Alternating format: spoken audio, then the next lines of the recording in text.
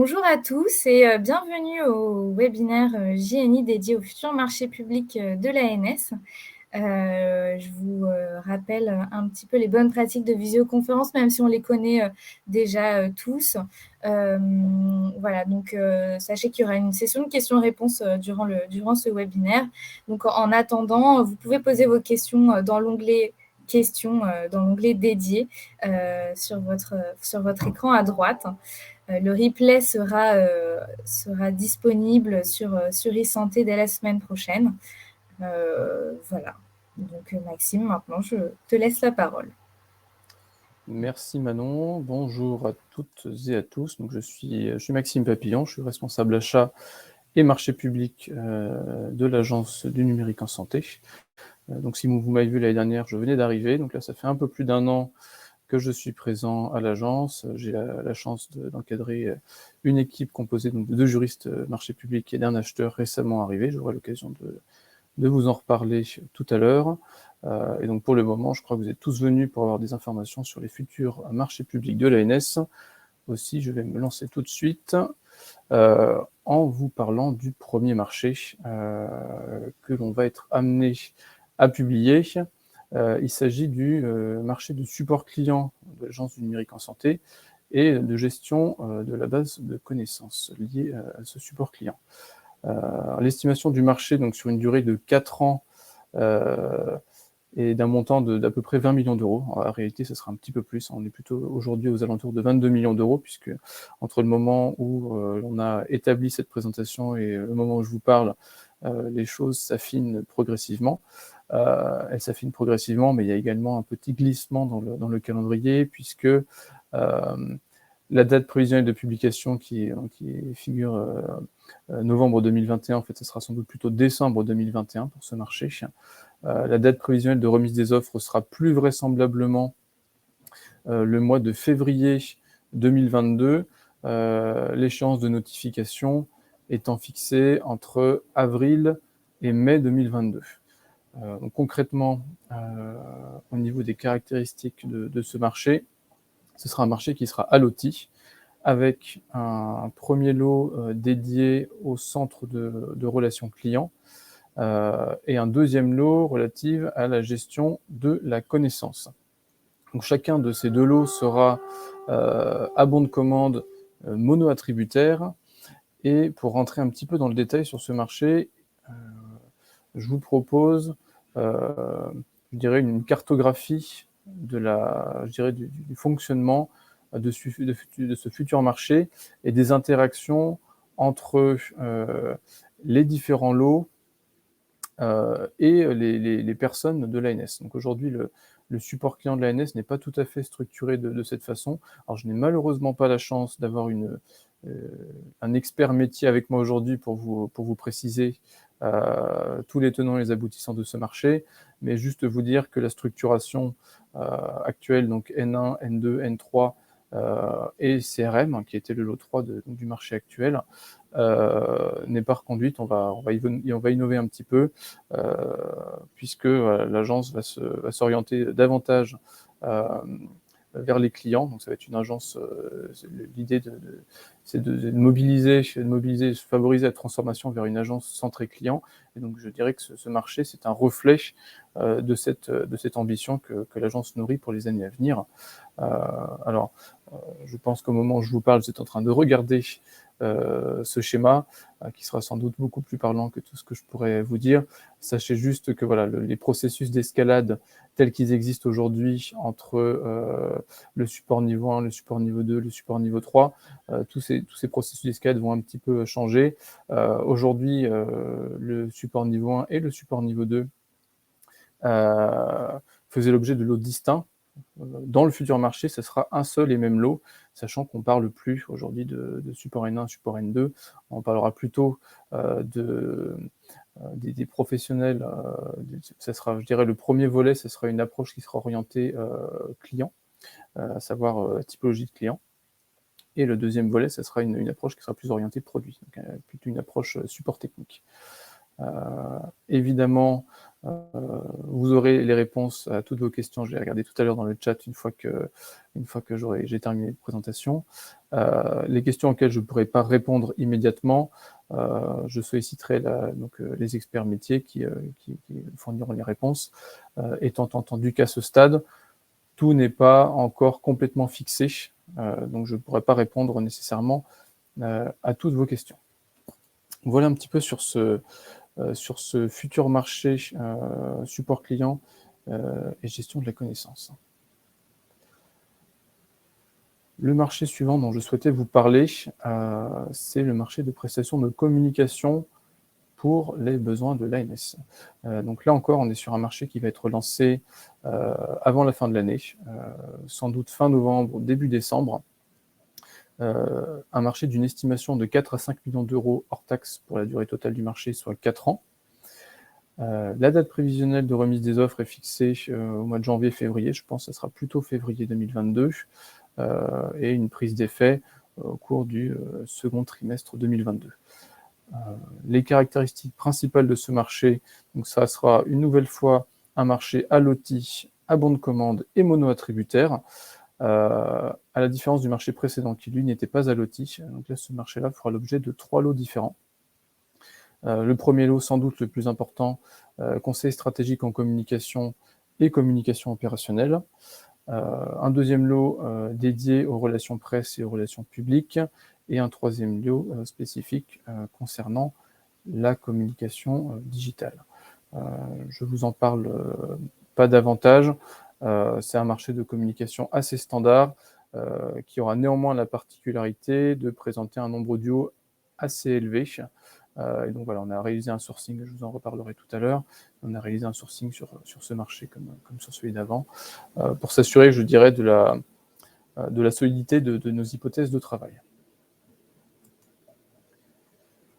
Troisième marché important, il s'agit du marché de reprise, de conception, de maintenance, d'infogérance et d'hébergement de systèmes d'information, que certains d'entre vous peuvent connaître sous le nom de marché portail web. Pourquoi portail web? Puisque historiquement, c'est-à-dire actuellement, le marché actuel de portail web, il vise essentiellement le site santé.fr, le site qui est un petit peu au cœur de l'actualité compte tenu de la pandémie de Covid-19, mais également le site e-santé.gouv ainsi que ses sites périphériques.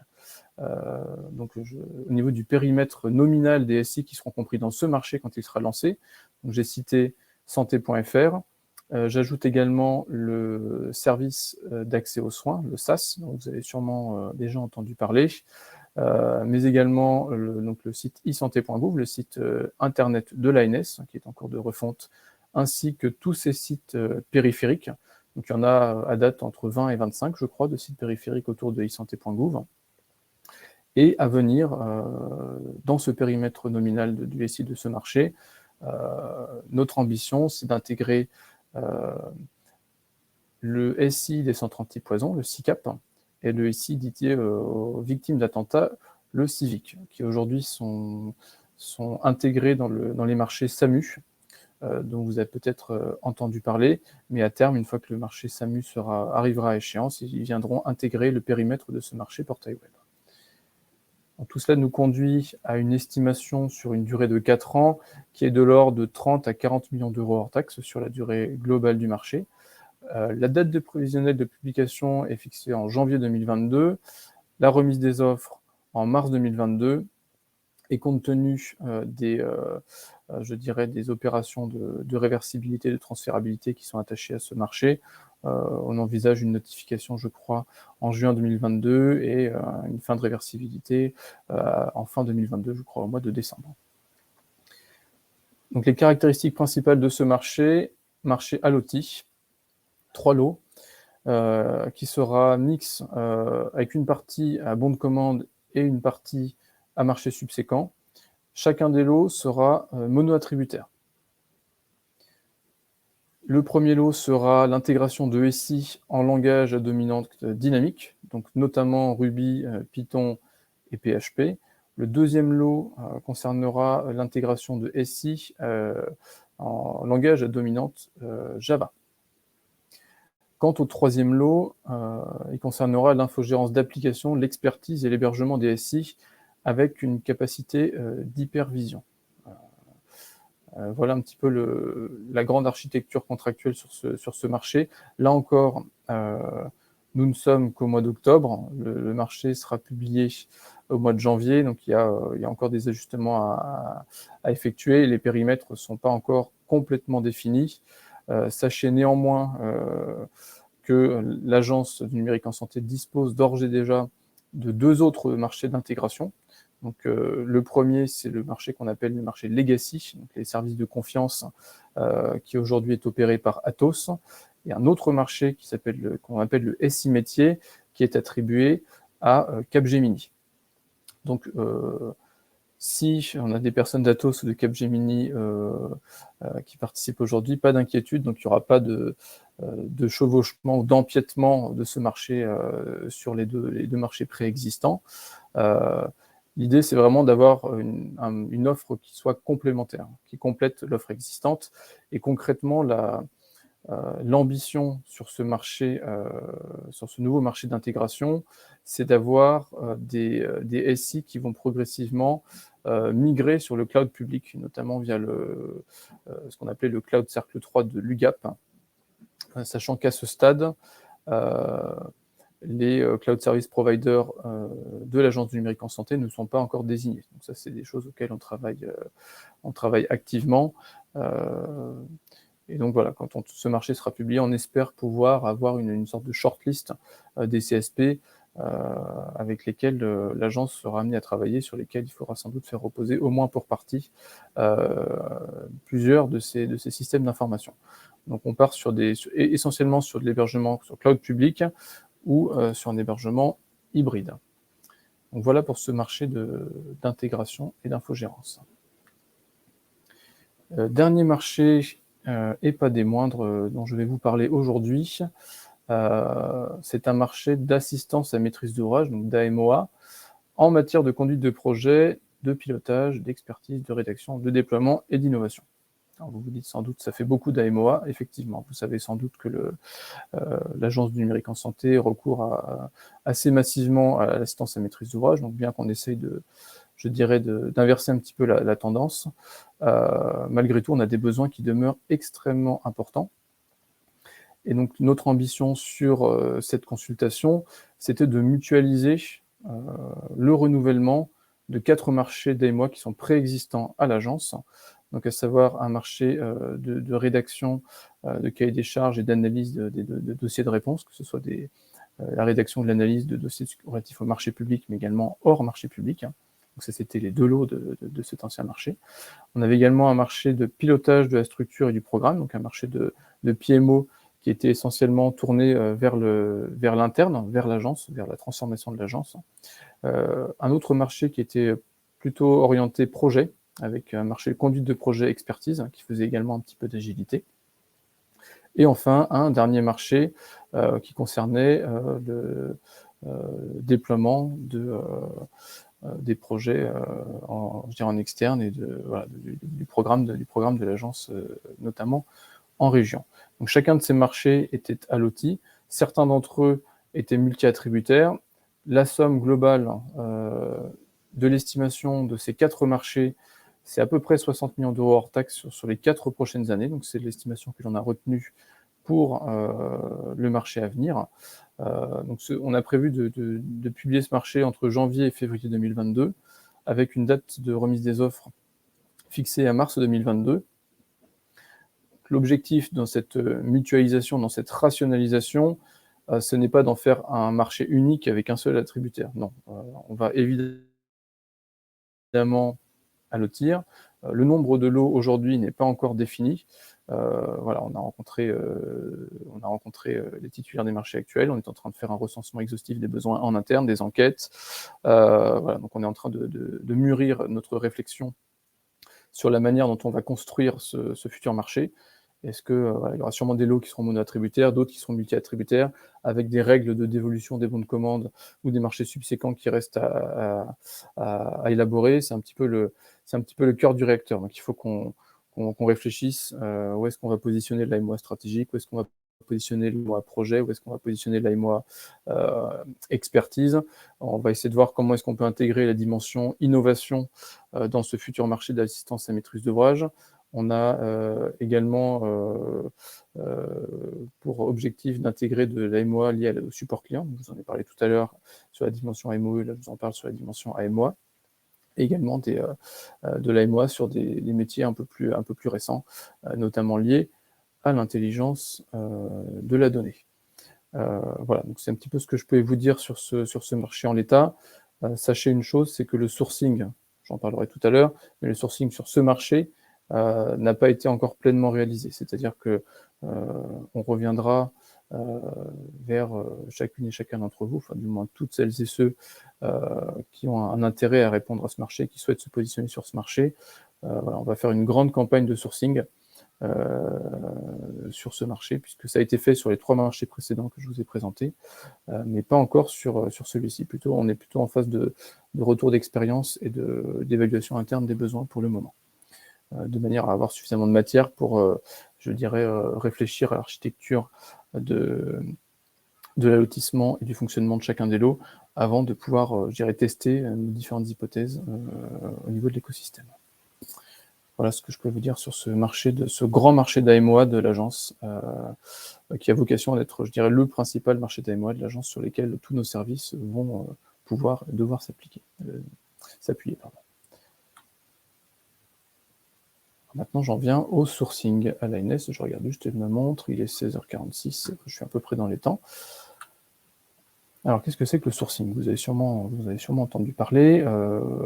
Vous savez peut-être aussi que la structure achat au sein de l'agence est jeune, puisque moi-même je suis arrivé il y a 1 an, notre acheteur est arrivé il y a 4 mois, et avant cela, on avait essentiellement une dominante juridique, je dirais, dans les achats publics à l'agence, si bien que on n'était pas complètement dans les démarches d'achat public telles que vous pouvez les voir dans d'autres structures qui sont un peu plus matures dans leur process achat. Donc là, très concrètement, on a lancé un petit peu ces phases de sourcing amont dans tous les marchés qu'on est en train de préparer. Donc, je vous ai parlé des 3 marchés tout à l'heure, de support client, de communication, de portail web, demain d'AMOA global. Mais ça, c'était exclusivement les très grands marchés de l'agence. Il y en a d'autres un petit peu plus marginaux, un peu plus petits, mais pour lesquels on réalise aussi des démarches de sourcing. Je pense notamment à des marchés de formation ou à des marchés d'études qualitatives et quantitatives. On fait également ces démarches-là. Pour rappel, qu'est-ce que c'est que le sourcing ? C'est une recherche d'informations sur un secteur d'activité et sur les pratiques de ces entreprises. Donc l'idée, c'est de faire ça avant la mise en concurrence, pour tester un peu la solidité de son besoin, les hypothèses retenues, savoir ce qui se fait sur le marché, parce que voilà, les bonnes idées, elles ne sont pas que chez les pouvoirs adjudicateurs, elles sont aussi et surtout dans les entreprises au niveau de l'écosystème. Donc on essaie vraiment de s'inscrire dans cette démarche active de recherche et d'évaluation des opérateurs économiques. J'ai rappelé à toutes fins utiles, mais je ne vais pas m'éterniser sur ce point, le cadre réglementaire. Donc l'objectif, c'est quand même de respecter l'égalité de traitement, la transparence des procédures, l'impartialité en toute chose. Donc on essaie de faire ça de la manière la plus professionnelle et la plus transparente possible. Donc, au niveau des objectifs du sourcing, nous, on a très très intérêt à vous solliciter. C'est pour ça qu'on s'y met assez massivement depuis quelques mois maintenant. Notre objectif, c'est d'analyser le marché, donc les structures de coûts existantes, les technologies existées, les produits qui existent et ceux qui n'existent pas encore, et de mesurer donc la concurrence et l'innovation sur un segment déterminé. Également de mesurer l'attractivité de l'ANS auprès de ses fournisseurs. Quand jugé par le nombre que vous êtes aujourd'hui, on peut dire que l'attractivité est bonne, mais disons que plus il y a d'entreprises qui répondent à nos marchés, plus on est satisfait. Notre but également, c'est d'affiner notre besoin. Donc il va sans dire que ce besoin, il est préalablement défini. Vous pouvez nous aider par vos préconisations, vos propositions à affiner ce besoin, mais de fait, c'est pas l'écosystème qui définit notre besoin. C'est bien nous qui tenons la plume au premier chef. Et de confronter ce besoin à la réalité du marché. Nous, notre intérêt également, c'est d'augmenter notre visibilité, d'augmenter le nombre et le niveau d'information des fournisseurs, c'est-à-dire que, encore une fois, plus on a de fournisseurs qui sont sollicités, plus on a, nous et vous, à y gagner. L'objectif étant d'accroître la concurrence. Et avec un effet induit qui est qu'en faisant tout ça, ça évite l'infructuosité, ça évite les déclarations sans suite des futures procédures de consultation. Parce que je crois qu'on peut tous se dire qu'une procédure qui s'arrête, qui n'est pas menée à son terme, c'est un échec collectif, donc un échec d'abord pour nous, parce qu'on n'a pas réussi à mener à terme la procédure, et puis un échec pour vous aussi, puisque vous avez consacré du temps à la réponse, et vous n'avez pas vu vos efforts couronnés de succès. Et vous avez également, vous, les entreprises, intérêt à nous répondre quand on vous sollicite, puisque tout simplement ça vous permet de connaître l'ANS, de connaître ses projets. Vous savez que le domaine de la santé numérique évolue extrêmement vite. Les projets sont très nombreux, très denses, assez complexes. Et ça permet d'avoir un peu de visibilité, que ce soit à court ou à moyen terme, sur ce que l'on fait. Effectivement, le sourcing, comme les marchés, c'est souvent la partie un petit peu émergée de l'iceberg de tous les projets de l'agence, mais ça permet d'avoir une idée à 6 mois, à 1 an, à 2 ans, à 3 ans, de la feuille de route de l'agence. Il y a également un intérêt qui est de se faire connaître de l'agence, ça c'est extrêmement important, et de s'assurer que votre voix a été entendue dans le cadre de la construction de la future consultation. Si on a des hypothèses de travail qui sont hors sol ou qui ne sont pas du tout adaptées à la réalité du marché, c'est vrai que d'avoir un retour des entreprises, c'est extrêmement précieux, parce que ça nous aide à construire des marchés auxquels vous pouvez répondre dans de bonnes conditions. Je crois qu'on a tous intérêt à travailler de concert sur ce point. Dernière slide, et après je répondrai aux questions. Au niveau des modalités du sourcing à l'ANS, comment ça se passe? Alors aujourd'hui, comme je vous l'ai indiqué, on a une structure achat qui est relativement jeune. Relativement jeune, ça veut dire qu'on est, je dirais, en phase de mise en place de cette démarche de sourcing. Pour l'instant, je dirais on en est à la première phase, à savoir l'élaboration d'un questionnaire, donc un RFI, qui est élaboré avec les prescripteurs et qu'on transmet à un éventail aussi large que possible de sociétés. Donc, c'est pas impossible qu'on oublie certaines d'entre vous, mais voilà, disons que les oublis sont toujours involontaires, donc n'hésitez pas à vous manifester auprès de nous, auprès du service achat et marché ou auprès des chefs de projet de l'ANS qui nous remonteront l'information, puisque c'est nous, au service des achats et des marchés, qui centralisons toute cette relation fournisseur. Aujourd'hui, quand on transmet un sourcing, on demande des réponses sous 1 à 2 semaines, selon le degré d'urgence. À terme, on aimerait bien faire un petit peu plus, parce qu'on est conscient que 1 à 2 semaines, ça peut être un petit peu court pour vous. Bon, les questionnaires ne sont pas d'une complexité inouïe, donc ça vous demande un effort qui est réaliste et qui est réalisable dans ce délai, mais l'objectif, c'est qu'on part plutôt sur un délai de réponse de 3 à 4 semaines pour 2022. En 2022, toujours, notre objectif également, notre ambition, c'est de réaliser des entretiens avec les fournisseurs. Donc, ça dépendra des marchés, ça dépendra du nombre de fournisseurs qui nous ont répondu. C'est plus simple de rencontrer 5 fournisseurs que d'en rencontrer 40. Mais encore une fois, le principe cardinal, c'est l'égalité de traitement. Donc si on donne une chance à une société, on donnera la chance à toutes les sociétés. Donc soit ça sera de l'écrit pour tout le monde, soit ça sera des entretiens pour tout le monde, mais en tout état de cause, on respectera toujours ce principe. Je vous ai parlé tout à l'heure du nouveau site internet de l'ANS. L'objectif est également de publier ces questionnaires de sourcing sur le site internet de l'ANS. Là, je ne peux pas vous dire exactement quand ce sera opérant, mais en tout cas, c'est notre ambition pour fin d'année 2021, début d'année 2022. Également, notre engagement auprès de vous, c'est que pour toutes celles et ceux qui ont répondu au sourcing, et je dirais indépendamment de la qualité de vos réponses, quand le marché qui a fait l'objet du sourcing sera publié, on s'engage à vous informer directement de la publication de ce marché sur notre profil acheteur, de manière à vous faciliter, de vous éviter, vous, d'avoir une démarche proactive de recherche systématique pour savoir si le marché a été publié ou non. J'ai évoqué tout à l'heure, mais je le redis, on a fait du sourcing sur le marché support client, sur le marché communication, sur le marché d'intégration au portail web et sur le marché d'études qualitatives et quantitatives. Et le sourcing à venir, pour l'instant, le plus important, c'est le marché d'assistance à maîtrise d'ouvrage globale de l'ANS. Je crois que c'est l'heure des questions.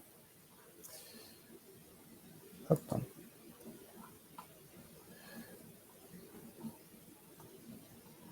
Alors, attendez, je vais me connecter à l'onglet questions. J'ai une première question. Juste, Manon, est-ce que tu es là? Oui, je suis là, Maxime. Juste m'assurer qu'il y a bien 2 questions et que j'en ai pas raté d'autres. Oui, on a 2 questions dans l'onglet questions et une dernière question dans l'onglet chat. Très bien. Alors, je vais prendre du coup les questions dans l'onglet questions pour le moment. Pouvez-vous préciser l'AMOA support client?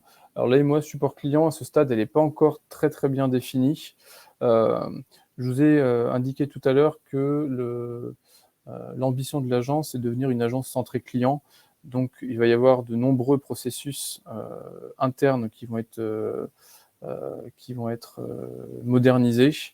Et donc, pour ça, il y a besoin d'expertise pointue en relation client pour nous aider, je dirais, dans la réflexion autour de ces processus. Donc, c'est un petit peu ce sur quoi ce lot, sans doute, va porter. Pouvez-vous préciser la date de parution du premier marché relation client? Alors, je crois que ça figurait dans les slides, mais de mémoire, on était sur le mois de décembre 2021, pardon. 2021, j'avais failli dire 2022, donc décembre 2021, c'est l'ambition. Je prends les questions au fil de l'eau. Les sourcings effectués sont-ils terminés? Alors, les sourcings qui sont effectués sur les 3 marchés que j'ai fait référence, oui, pour l'instant, ils sont terminés, dans la mesure où ils nous ont aidés à construire, ils nous aident à construire les cahiers des charges sur lesquels on est en train de travailler. Et comme je l'indiquais tout à l'heure, le sourcing est cadré. Réglementairement, c'est le code de la commande publique qui l'encadre, c'est-à-dire qu'il y a un moment pour l'échange avec les sociétés avant la formalisation des pièces contractuelles, et il y a un moment, justement, déjà ce moment d'échange intense, il est suivi par un moment d'absence totale d'échange, puisque c'est le moment où on est vraiment dans le dur sur l'égalité de traitement, et donc on doit absolument s'abstenir d'échange avec les sociétés. Donc soit on estime qu'on est mûr pour rédiger les pièces, et auquel cas on arrête les échanges, soit on considère qu'il y a besoin d'informations complémentaires, de sonder davantage l'écosystème sur certains sujets, et on reviendra vers l'ensemble des sociétés pour poser nos questions.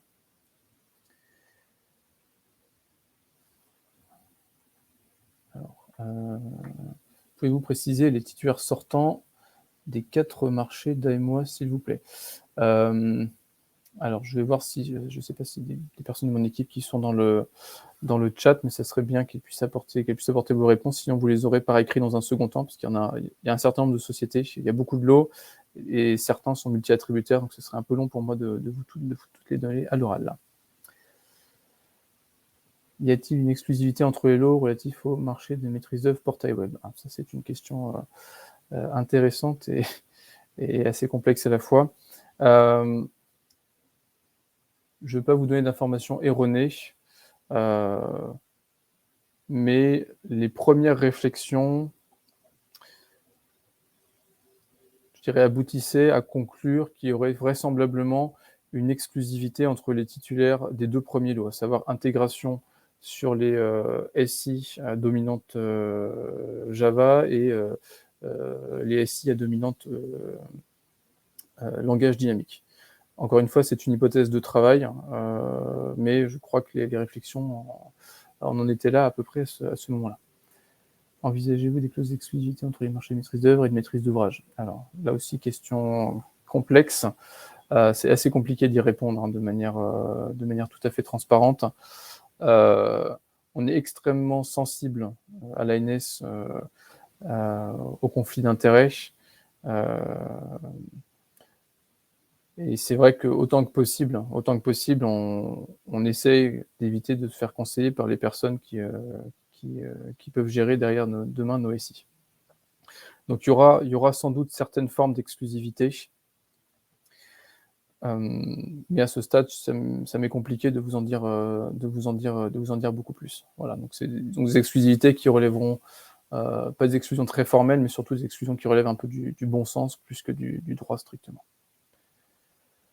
Sera-t-il possible de recevoir une copie de la présentation des slides ainsi qu'une résumé des précisions apportées? Alors je crois, sous le contrôle de Manon, que toutes les réponses seront disponibles. Enfin, vu qu'il y a un replay qui est disponible, normalement, il y aura tout. Oui, exactement. Il y aura un replay qui sera disponible dès la semaine prochaine sur isanté.gouv ainsi que le support. Et je crois que j'ai fini sur les questions qui sont posées dans l'onglet questions. En revanche, dans le chat, j'ai vu qu'il y en avait d'autres.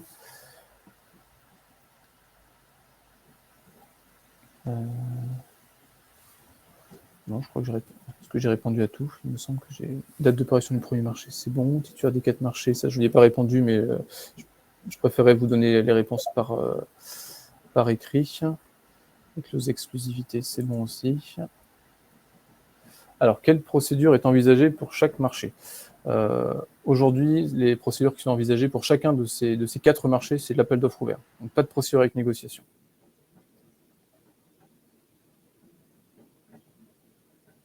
Est-ce qu'on a un référencement autre que le sourcing? Alors, aujourd'hui, non. Mais moi, ce que je peux vous inviter à faire, c'est de vous manifester. On a une adresse générique au niveau de l'ANS pour les marchés. Donc l'adresse c'est ans-6.marché.isanté.gouv.fr. Je ne sais pas si Manon, tu peux taper l'adresse dans le chat. Si vous estimez que vous n'avez pas été contacté pour un sourcing et que vous auriez dû l'être, voilà, vous nous faites une demande à cette adresse-là et voilà, on vous enregistrera dans notre base fournisseur. On est en train de la construire progressivement. Je vous indiquais que la structure achat était jeune. Donc on est en train de construire cette base fournisseur, mais l'idée c'est effectivement de donner sa chance au plus grand nombre.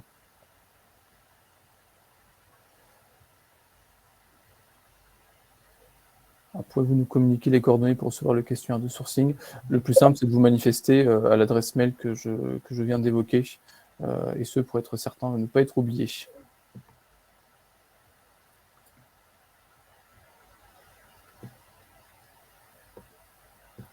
Je vais regarder s'il y a d'autres questions.